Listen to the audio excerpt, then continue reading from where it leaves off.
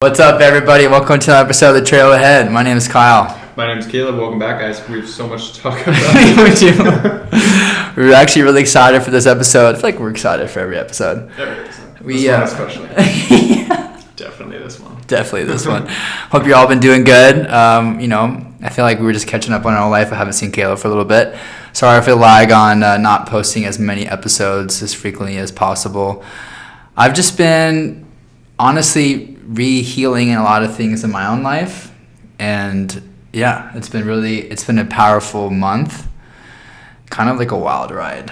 Yeah. And we're both catching up on it, and it's really cool because I can talk to Caleb about anything, and we have this relationship. I've known Caleb for a long time, and so I think that's what flows into this podcast is people like you all can tell it and see it. It's to have a friend that you can talk to about anything and just be your authentic self is something that I've been really working on, is just be solely yourself all the time, unapologetically you. And I feel like I can always be that with you. So I appreciate you, bro. I really love you. And absolutely. So today we just really wanted to talk about our path and what made us start healing, and, I guess what was that breaking point for that. And for anyone listening to this, I've had a lot of men and also women in my life reach out to my podcast or me personally on Instagram and say how much this podcast has helped them, and they're on their healing journey too. Yeah. And I think it's so easy to think that when we're healing, I was there, it's a lonely path, right? And it is sometimes, but the more that we start doing this path, the more we realize how many of us are waking up and healing and starting that journey. Yeah.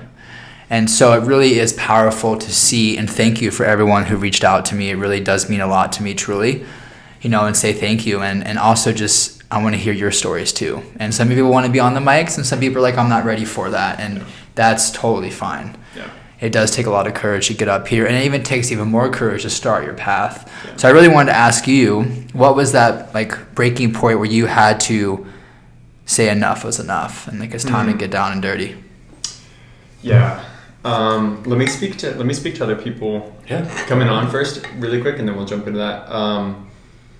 If you're ever worried about expressing what you're actually feeling, just know that that impact and what that could do for somebody else is so worth it, that it's really what you're choosing to do is putting love over fear, and then vulnerability over fear. And if you're worried about getting a negative reaction for being vulnerable or actually showing people what's beneath the surface, just fuck the haters and allow yourself to be raw, because it's not about them. It's about you and your heart and the people that you're going to impact. Just being here and just talking vulnerably. So just want to throw that out there. Mine, okay. I'd say the enough is enough moments of coming to a healing journey was probably, I've always been in customer service, and I've always been talking to people, and I've always been face to face with the customers, be it in a restaurant or a hotel or as a concierge, and I would stutter and trip over my words and have so much anxiety.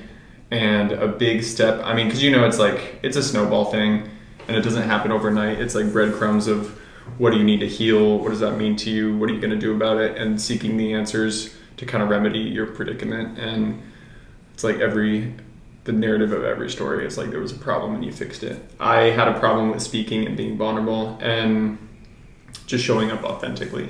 So I pushed myself into Toastmasters.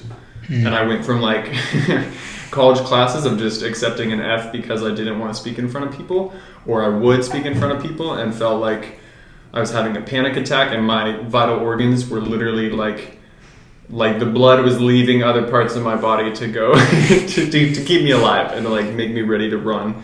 And I'd have tunnel vision, and my heart would be in my throat, and it was just absolutely simulated. My nervous system thinks I'm dying right now, just speaking in front of people and being vulnerable. And so I took that and went to Toastmasters, and the first 100 times in front of people, I still get nervous. If I'm speaking in front of an audience, there's that hang time where I'm this is cool, and then my body's oh fuck, So trippy. You're gonna get killed. Because you like run men's groups you have, and now you're gonna start one down now, and like it's horrifying. Yeah. Every time I do it, there's an incredible fear in my body, and you just have to like move through it every time and be open to like, this isn't the same as last. There's a message for you here. You're not gonna die, and you're probably going to uncover something about yourself if you're willing to keep going to the edge of whatever that comfort zone is, and be willing to receive. So that was number one for me. What's yours? I think just realizing that life had so much more for me.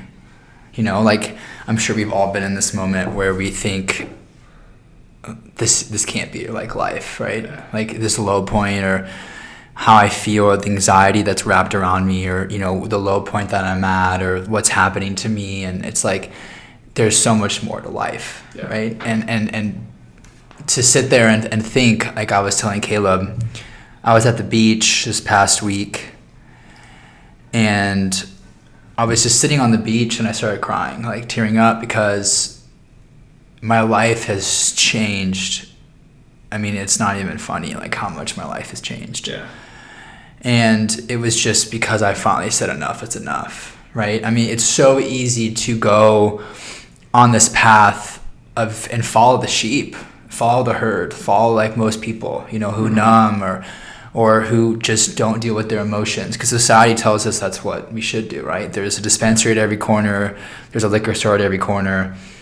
There's everyone drinks or goes out for happy hour. I mean, everyone, it's like, you have a bad day, you go grab a drink. I mean, I was there. I go have a bad day at work and just go grab a beer on the way home and sit on the couch and just like decompress. And everyone does it. So it's like, why would you? This path is really difficult. Yeah. It's hard to sit in your own stuff and to listen to yourself and the voices inside of you and to be okay with it, right? And so it's really, I just felt there was so much more to live, and what I was doing in my life was not living. I was just coasting, and I was so tired of coasting, Caleb. Like, I feel like I did it for so many years of my life. Like, I mean, since I was 16 and put a mask on, and we all as men, I mean, listening to this, I'm sure you all have done the same, is wear a mask. It could be to protect yourself. It could have been to get, through anything, right? Like a scary moment in your life, or your parents got divorced, or like, you're being severely bullied at school and you had to wear a mask, everything is okay. Whatever that mask could be, right? We did it for so many years, and I felt like I was wearing it for so long that it was becoming my identity. Yeah. Like everything's okay, don't feel it, and just keep stuffing it. Yeah. And then what does that do though, when you just keep stuffing so many emotions? So, to answer your question is I just felt, this is not the life that I want. Yeah. I was so in a bad place, and that's what really on the beach I was sitting there, and it was just crazy. I mean, literally, I've told you this, and I think I've said this before on this podcast. 1.5 years ago, I was hating my life. I was hating Sedona. I moved home to my hometown. I didn't have a lot of bad memories there. I was bullied as a kid severely, and then here I am back home, leaving Vail, which I loved, and I got to snowboard, and I felt like I was finally fitting in Vail and making friends, and then I had to come home to help my mom, and I was miserable. I mean, miserable, bro. Like, so I started drinking, and to sit there and think, like 1.5 years ago, literally my mindset was, I'm gonna sell everything. I'm gonna sleep in my Subaru, take my dog and my cat, and bail out on my rent and leave, just dip. And I think I was even thinking about leaving my phone, which is so fucking crazy. and saying like, peace out, because I just wanted to run. Yeah. But like that, bro, I mean, if I would have done that, I would have had an eviction on my record. My credit would have been fucked, which I've worked so hard after my car accident in high school. Like, I mean, literally my whole life that I've worked so hard for would have just, I mean, it would have been fucked. I mean, I'm sure I would have figured it out and been on my healing path another 10 years, but sure. I mean, to think that's my, literally that was what I was thinking, bro, was just run. And I feel like that's where so many of us are at. And so if you're listening to this and you're feeling that way, you're not alone. Definitely not. You're not alone. Yeah. Because it's so much easier to run. And we talked about that before. Oh yeah. It's so much easier just to be like, that's it, I'm done. Yeah. You know? Yeah. I don't want to deal with this. I don't want to. I don't want to deal with this relationship. I don't want to deal with this. My living situation. I don't want to deal with my triggers. Whatever it is, and just dip. But then, what does that do? At the next place you go, it's gonna follow you. Oh yeah. 100%. Maybe the trigger might not be there. Yeah. But the way you feel will always be there. So I think that's just it's so mind-boggling for me to sit here across from you and think that that's literally where my headspace was, bro. Yeah. And what from that? Are you done? No, I'm done. Yeah, sorry. It's like no. Don't interrupt me. How dare you? No. I'm curious. What were the? If you can reflect, what beliefs do you think you were carrying back then, and what are the major lifestyle changes that have shifted since then? Because you were I'm gonna leave my phone, I'm gonna take a couple essentials, and I'm gonna go to this other place, and metaphorically you still did that, and you didn't dip on your rent, and you didn't leave your family, you didn't leave the town that had all the triggers in it, but you did leave this old version, and moving forward, what were the beliefs and the lifestyle habits that you left behind in that process? I think the biggest belief that I had, Caleb, which is really sad, is I wasn't deserving. I wanted that life that I have right now so bad, bro. So bad. Yeah. I mean, it felt so, but it felt so out of reach. It's impossible. It's impossible to be happy. It's impossible to have fun. It's impossible to be in a good relationship. It's impossible to feel light and happy and whole and sit under a tree and be one with nature and find myself. It was impossible. Because you didn't deserve it? I think I didn't deserve it. I mean, I didn't deserve... I feel you didn't deserve it. Yeah, 100%. I mean, I feel like I didn't deserve... I mean, after my father left and all this stuff, I always felt like I wasn't deserving. Why me? Yeah. Why should I be deserving? Yeah, okay. And so I think that was the biggest thing that I've had to relearn is I am deserving. We're deserving of love. We're deserving to have friends around us who you can call at any moment and just bawl to, or be open with. We're deserving of love. We're deserving for friendship. We're deserving to have a good life. Yeah. We're deserving to have a healing journey and to be light, and we're deserving to have those ups and downs and to learn from it. Yeah. And so to circle back, I mean, I had to relearn how to live. Yeah. I mean, truly, bro.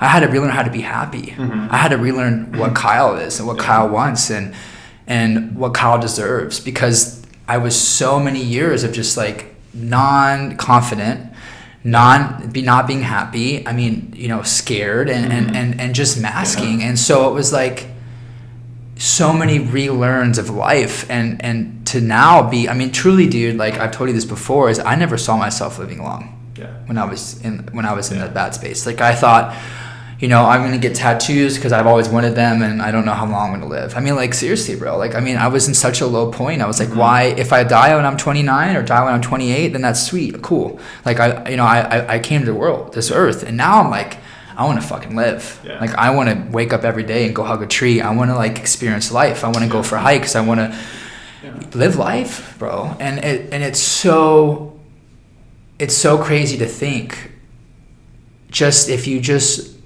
say and stop for a second and just picture your life and depict the things that you want and the things that you don't want in your life, and just start slowly breaking those away. Yeah. Just say, okay, well, drinking is holding me back. I'm spending a lot of money going out. I'm hanging out with the wrong friend group. Slowly cut those friends off. Yeah. Slowly cut back on drinking. Yeah. Stop, if you're going out 3 nights a week or 5 nights a week, cut it back. Yeah. And just start slowly doing it. And you're going to realize, I mean, bro, the amount of friends that I've had that I don't have anymore or that I don't talk to, I mean, it's a lot. Yeah. And that's probably for the better. It's sad. Yeah. But, dude, I was probably spending, I was probably spending $1,000 a month plus on alcohol going out. Yeah. I mean, I was going out to nice breweries and buying craft beer to bring home. That was $6 a can. And, I was going out. And so, if you think about it, $1,000 a month, I mean, that's $12,000 a year. You can travel. You could buy a car. You could put something in a house. You could buy silver. And so there's so many different things that you could buy. And I feel that's where it's gotten me to where I'm at now. It's just being centered and like making decisions in every single day of my life being centered from a place, from a centered place, in balance, not this like, you know. And I feel like I was so reacting in my whole life, like in so many different ways. Yeah. But that's not the way to be. Yeah. You know, it's chaotic, and then it creates you make decisions from a chaotic place, and that's not a place you want to make decisions from. Yeah, man, very familiar. Do you want to get into the layers, the questioning about why you started? Love it. Yeah. So I first heard Dean Graziosi talking about this, and he said, like, when you want to do something and you feel like you have a passion or purpose for it, that to ask yourself why you want to do it. And then when you have a response, you ask about that response, and you keep getting to deeper layers of what's driving you. So in this case, like on the healing path or wanting to feel fulfillment or step into a life that you think is like worth living, what do you think brought you to that decision? I think for me, I mean, this podcast has brought like so much. It's helped me. It's healed me. Yeah. I mean, I'm not healed. I don't think anyone's ever healed. I think it's a lifetime journey. But to give back to people who are in the place that I was. So why do you want to give back? I think the reason why I want to give back is because I know how it is to feel in that low spot. I mean, like where you don't want to live and you're just like drinking to numb out and you're running from your shit for so many years. I think I lived that for so long that now I would love to give back, to show people and to have people realize that you're not alone. Two, there's other men feeling the same way that you are, which is so important to realize. Like I remember when I was sitting there one day, and my friend, we went. I told him I'd go to a meeting if he went with me, or if I went with him, I was like, I'll go with you. He's like, okay. Yeah. So I went with him, and I remember like sitting there, and this is like my journey, like the beginning stages, and I remember saying, my path, like my journey is so fucked, and like I'm the only one that's feeling this way, and like I'm the only one that's having these problems in my life, and fuck me and poor me and all this stuff. And then it was a speaker meeting, and I was sitting there across in my room, and I remember, dude, this guy sharing made me cry. And I was like, my journey is like, whoa, like nothing compared to this man's, right? And so when we're in that place, it's like, it's only me. It's only me feeling this way. It's only me that's having these problems. You know, why is it only happening to me? And it's... So, you know, to give back. And I think, honestly, I know you're starting this men's group, and I would love to hear why you're doing that too and why you want to do that. Absolutely. But I think we're both in the same way, is because men are waking up and they need that. I feel like if I had someone kind of just grab my shoulder and say, come with me and just kind of walk with me, I feel like it would have been great. Yeah. Just to kind of help me take that first step. Yeah. And Kimberly was a huge support in my system, and huge reason why I started this healing journey, right? My acupuncturist and spiritual coach I talk about all the time, and I still see her. But I feel like being that person, even if I just share this podcast, right? Or you take a men's group and you maybe have one guy come into your circle and he's like, it clicks. Yeah. Whoa. And it's just that little spark you need. That's why I want to do this. So a step further, like if you were in that dark place and you were drinking and you've been low and you know what that feels like, but you also found your path and you did figure out where you wanted to go. So why do you feel the need to like help people that are in that low place? If they're on their journey and they're living their own life experience and they'll figure out their own path, like why do you feel the need to give them that spark? Like, because I feel like I can help, right? Why do you want to help? Why do I want to help? Because this has a huge passion for me. Like, honestly, this is huge. Like, okay, so I always told myself I wouldn't learn this the hard way, right? So I had that car accident in high school. I remember like rolling off Falsa Creek Road, and I was like just living life on the edge. I was partying and all this stuff, right? And if I always told myself I wouldn't learn unless it was the hard way, and here I am, almost died, right? So I feel like if I feel like I had to learn the hard way, and I would love for not people to learn that hard of a way, right? Yeah. But this is a passion for me, is to help people, because I truly feel like it really warms my heart to see men rise up. Yeah. It becomes a ripple effect, right? Like, my father wasn't in my life, and so now I have to be the generational, just cut it and and be the best at ever. Yeah. And so I feel like if you maybe listening to this, a man listening to this, like, you know, you were raised to maybe like a really aggressive father, or a father that abused you, or whatever that situation is, like, you have to be the generational to not do that to now your wife, Totally. right? Yeah. So that's why I feel like if I can wake up people, and it ripples effects, and they can wake up me, like, I feel like this is a whole, like, when we're together, like, as Kimberly says, it creates more of a frequency, right? If we start having a group, like, that's why she does devotional videos. It's like, the more people we have in this path, the more people we're raising the vibration of the world. And that's why I want to do this, because it brings me joy to help people. And I think men, like, the world needs us, bro. Yeah. They really need us to wake up and heal, and to walk with women, and to walk with ourselves, and to walk with each other. Like, we need men who are on their path, who aren't aggressive, who aren't, you know, like, abusive, and who aren't judgmental, and who aren't like this angry, loudest man in the room. Like, we need to walk with each other, raise each other up, and to heal, right? And to raise children and young boys, like, who are in touch with their body, and who are in touch with their frequency, and go, you know, hug trees. And, like, that's my goal, right? It's like, have a child who is so in touch with his emotions that okay, why are you feeling anxiety? Okay, why are you feeling that way, right? And so, you know, to circle back, like, the reason why I wanted to start this was because my path, like, it's healing for me to talk about my path. It's healing to also talk about it and to, like, let it go. And then it's also, I hope, healing for other people that hear it too. Yeah. So there's also a healing part of me too. It's like, okay, I talk about it, like I told you, there's something about a mic, right? I think it's just because the space is endless that you talk through it, and now it's, like, released. And, you know, I just feel like if we can wake up and touch one single man, which I already know this has in my life. I mean, I've had a handful of men reach out. Feels good. It feels good. Really good. It feels really good. Yeah. You know, and so same thing with you. It's like, why did you want to start your men's circle, and what was your goal with that? For sure. Two more layers, and then we'll jump into mine. All right. So you want to have a positive impact on people. It's your passion to help people, and you really hope that this has a ripple effect into the world. Why do you want to cause a ripple effect? Why do you want healing for the world? Because I think the world is so scary, and the world is so much chaos all the time. I mean, we go on social media, especially right now, it's like this war and this strike and this bomb and this whatever, maybe the nukes and this and that, and war. And AI. It's like we live in such a chaotic world that we need to just... Like, we need to just... I feel like if we have more...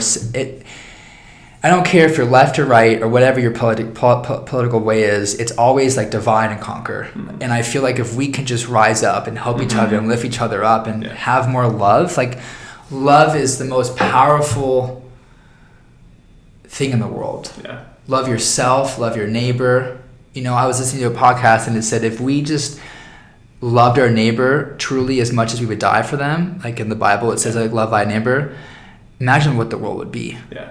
I mean, truly, if we love each other and put that much love out into the world. So if we could raise, let's say, 1,000 men to start healing, now imagine what's going to happen in that ripple effect. 100%. Yeah. That's, I think that's your answer, man. That's crazy. I think living by that principle, like, if you would love your neighbor enough to die for him, imagine what the world could be. That sounds like something you've come back to, and it's like such a profound... It's simple, and it doesn't feel like rational or logical, but that's like a real rebellious way to, like, lead with the heart, is to be, like, so radically engaged with, like, I fucking love people so much. I give my life to serving, and I give my life to them, you know. Maybe not up front, but... No, for sure. And I feel if, like, a big thing for me is, like, I've really tried to be the earth for everyone. Yeah. Like, I really have tried to like every single day, if I meet somebody on the street or I go get a coffee, I'm like, how's your day? Like, talk to them, right? Because they're a person too. And like the words, I appreciate you, when someone tells me that at work, I'm like, whoa, thank you. I appreciate you. It goes a far way. Yeah. And so it's really cool to see that rippling too, right? Definitely. And so if I could just ask somebody, how's your day? Yeah. How are you feeling? Yeah. You know, like, and be genuinely engaged. Like, genuine. Like, tell me. Yeah. Like, I asked. Like, tell me about it. I've got space for it. And so it's, if you just do that, even then, maybe you make someone's day for 5 seconds. Yeah. Then you might have just shifted their whole day. Worth it. You know, I remember going to New York, and I was like getting some gelato, and I asked the guy, "How's your day?" And he looked at me like I was crazy, bro. He's like, I served gelato. He's like, my day's good. Like, how are you? Like, it was just like, whoa, like, you know what I mean? And I was just like, oh, I really appreciate you. And he was like, thanks. Like, I don't think people say that. Yeah. I think, you know, in Sedona and like, I feel like Arizona, a lot of people are nice. California, like the West, people are really nice. Southwest, but like the East Coast is like, I don't have time for you. Give me my shit and go. So it's just like, if you're just, as an example, like just you go out to eat, you're really nice to your server. I really appreciate you. Thank you for this. You were great. That's gonna. And if I'm serving it, it really goes. It takes a lot of energy to smile to everybody that you greet. Some people are distracted. Some people talk amongst themselves and pretend like you're not there. Some people are rude and just like want to get in and out. So I think being nice to a server is like that's somebody that's like an Energizer bunny that just shows up over and over and over, and that's a good. I mean, everybody needs kindness, but that's a really good example of like somebody that you could really energize, but just not being a dick to, and just being sweet. Cool, man. Good stuff. You wanna I'll flip it? Yeah. It's really just a why. Why do you want that? Why do you want to help men, and why do you want to raise it? So basically, Caleb, to give you a backstory, Caleb ran men's groups in Sedona before he moved. We were roommates, and I went to one of them, and also the men's hike, and it was powerful to see, right, every different walks of life and the men in the group, but also how you facilitated it, how you combined everyone together, and how you got everyone to like help each other, because someone might have felt that way a little bit ago and like, oh, let me help you, and then that person was like, okay, well, maybe I can help you. It was beautiful. So like, I just want to say that out, to you, but also, why did you want to start it now in Phoenix? Yeah. What was it different for?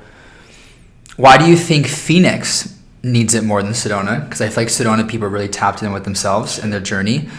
And how do you help someone who's just now starting their path and maybe like not really knowing how to start? What advice would you give to people? Mm-hmm. Yeah, well, thanks for that. Sedona, I think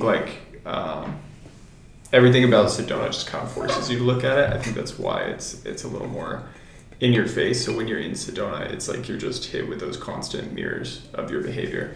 And Sedona's gorgeous. It's obviously like a very elevated landscape. Every corner is a postcard. There's high mineral content. The rocks are gorgeous, and you get like every type of healer, spiritual background, like the whole spiritual supermarket is there. So I think the concentration of energy and just like the crystals and the monks and the stupa, and everybody is so oriented on healing their path and higher vibrational behavior and a clean diet, or if they're not, like they're always being like kind of shaken to like look at that stuff.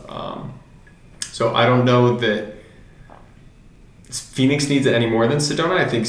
I think everybody needs it. I think the people that know that they need it just happen to collect in Sedona. Mm-hmm. So, but I do see like a lot of confusion about this space, and I don't like I grew up not, we were not broke, but we weren't wealthy. And I think I didn't grow up with like an affluent mindset where it was like all about achievement and gain and materialism or anything. And it was super biblical. My dad was like hardcore Christian, my mom was Catholic, and it was like everything revolved around the Bible, and that this is actually just a space to grow the spirit. And like none of this shit comes with us. And I rejected all that when I was a kid. I never never felt connection with the Bible. I hated church, and I was just like, keep that shit away from me. As an adult, I see like more than ever that there's a lot of validity to it. And I'm not a Christian, but I would say that like the time that we have here, just like you said, like thinking about death and thinking like I might not live that long, I'm gonna tattoo up, I'm gonna like experience today, I don't know how long I'm gonna be here, it's just so profound. I think focusing on the fact that we don't know how long we're gonna be here, so we should live purposefully while we're here, has been a principle that really drives why I want to help other people. Because I don't think it's about the cars or the house or the partner. Like all those things can add some fun and value, but I think at the end of the day, it's like you and the person that you become. And we all have to face like limiting beliefs, selfish or harmful desires, and judgment, like so much judgment, and kind of work through those stages to get to a self-actualized point and to be somebody that we can sit with when we're alone, and like somebody that wants to be alone with their own thoughts.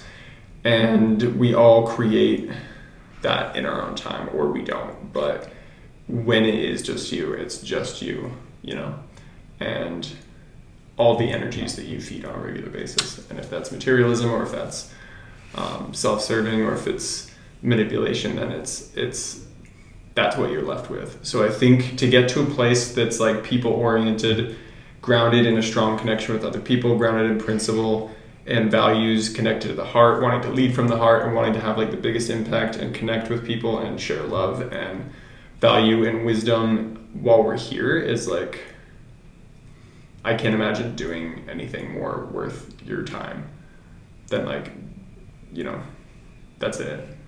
For me personally, I could never, like you said, like to sit with your own thoughts. Yeah.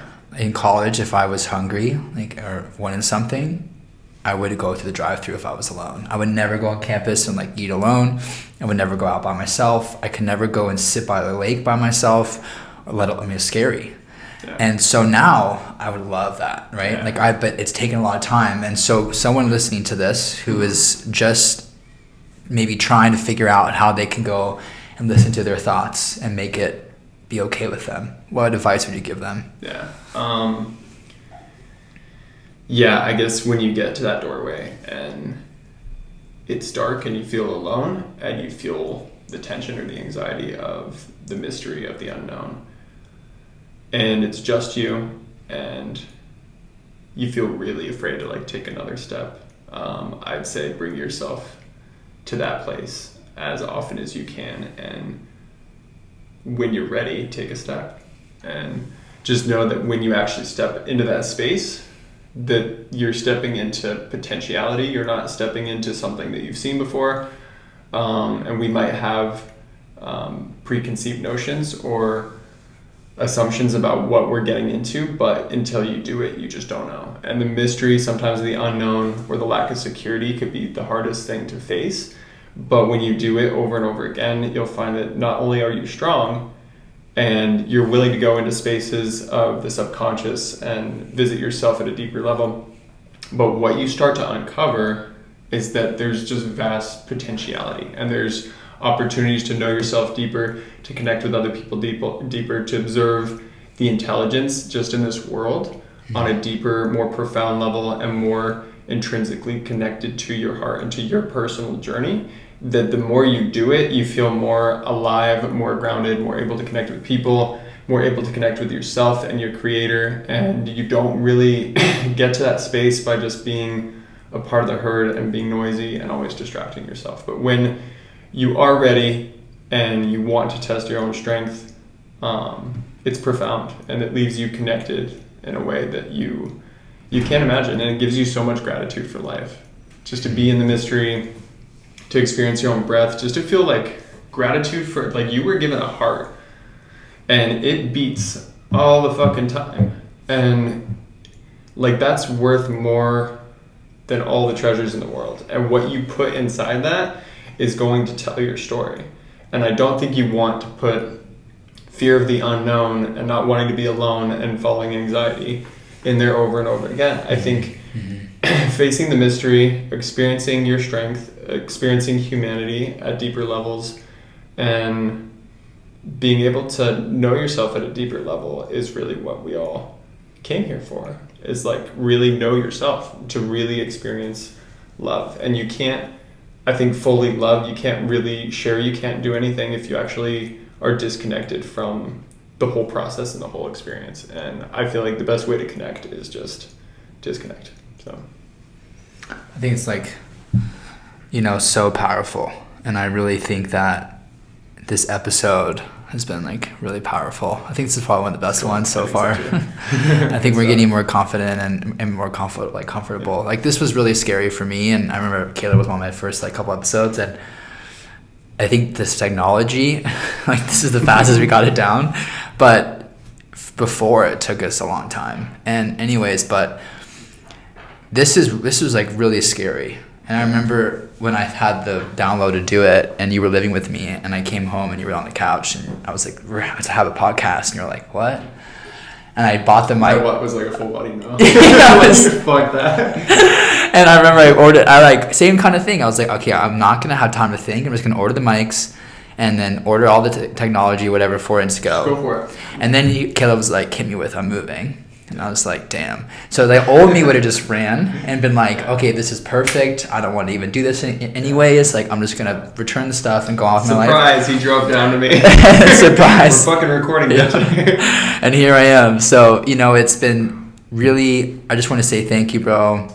I truly love you. Love you too, man. And, you know, I'm just so proud of you. And I'm just, the work you're doing and the work you're going to be doing down here, and how much you've touched my personal life and a lot of men around you, your friends, and just people on a daily basis. Yeah. Like, I just want to say I love you, and I'm really proud of you for Thank that. You, and, yeah.